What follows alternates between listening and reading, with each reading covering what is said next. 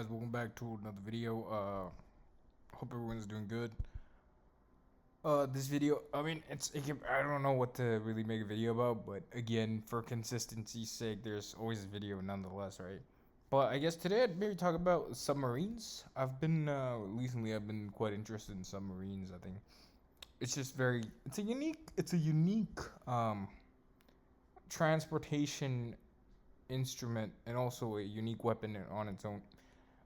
Underwater, I don't know how to swim properly. At least, I mean, I know how to drown, but I don't know how to swim. So, for me, water's always been that air body. Look at this area of like where I don't really interact with. I mean, I don't sound like I have fear of drinking water and all that shit, but just swimming and all that drowning, it's just crazy. But what I'm saying is like the submarine in and of itself just seems like such a unique instrument that's just like, to be able to go to the depths, breathe. But at the same time, if shit goes wrong, the fear of like not being able to get out of it's just crazy. You know, because I mean, same could be said with airplanes, right? Like commercial airplanes, you're traveling and you're just gonna go up and you end up like plane crashes. You're gonna go to shit anyways, right? Either way, everything's dangerous.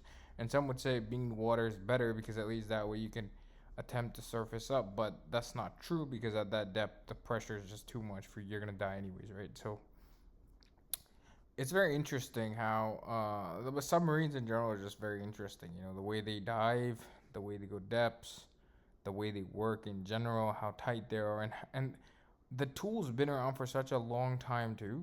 It's just so crazy.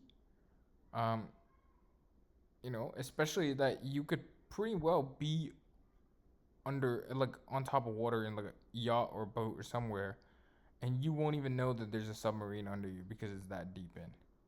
That's how uniquely stealthy it is and crazy it is. Of course, unless you get it on sonar, but I'm pretty sure commercial boats don't really use sonar. They might, but I wouldn't be so sure because communication is you can't really get sounds that easily above the water as compared to below it, right? But it's very interesting. I've been watching a lot of submarine movies.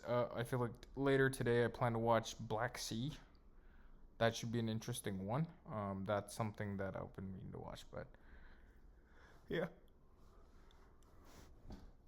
Excuse me, I'm sorry, I'm a bit tired, but no, in personal life, I'm just saying that personal life is fine and all that, but for me, the overall, um, for the past, I think it's been like a couple days of I just saw one submarine movie, and then I was just like, you know what? So I like ships and submarines quite a bit. Haunted ship movies, haunted submarine movies are pretty cool because it's an enclosed space. It makes it that much more challenging. Like Leviathan, that movie didn't make sense because there were a lot of stupid elements involved. Um, but again, humans do tend to do stupid shit when they don't really want to. But again, obviously these are fictional things, but still. But Leviathan was pretty interesting. Um, how people are mutating and how it was a virus. Again, it was all bioengineered. It was engineered man-made stuff. Humans fucking around. I just finished watching The Rift. The Rift was pretty interesting as well. Again, there's elements to it that don't make sense.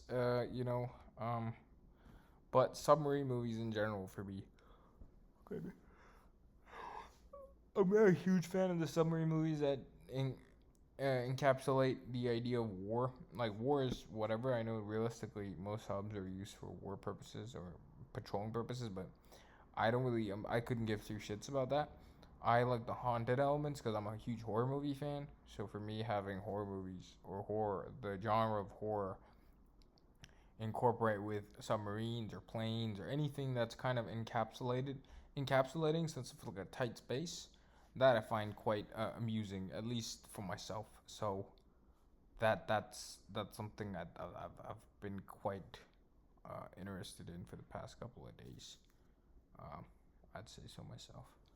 But yeah, nonetheless, that's what's been going on. Other than that, guys, like with life, it keeps going on anyways. Like life will keep going on, and it's eventually things are gonna well go south or like all that. But things do change. Things evolve.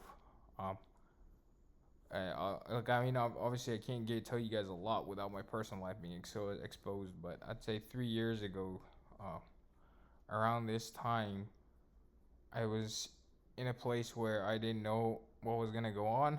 And if you would have asked me 3 years ago if this is what 3 years later would look like, I wouldn't be able to tell you. Like I would not have any idea, because a lot of stuff has changed. Even the place I'm sitting at has changed. I'll be honest. I mean, I've moved around. I moved around a lot as well on my place of residence. So the apartment I was living in now is, different. Like now I live in a different house near the old apartment. So it's kind of interesting to see, and it's like walking distance. So it's like 3 years later in the same place, same region, but a lot of things changed. Personal life wise, my looks changed. So those things always are I do find fascinating. So for me, I know that no matter what, everything will eventually change. But but for now, I'm happy with it is the way things go and how everything's sort of moving forward. I think I'm content with that whole idea, and it should be good. But yeah, I'm gonna keep doing my thing moving forward, because I'd say the number one thing that you should be doing, no matter what, is constantly moving forward.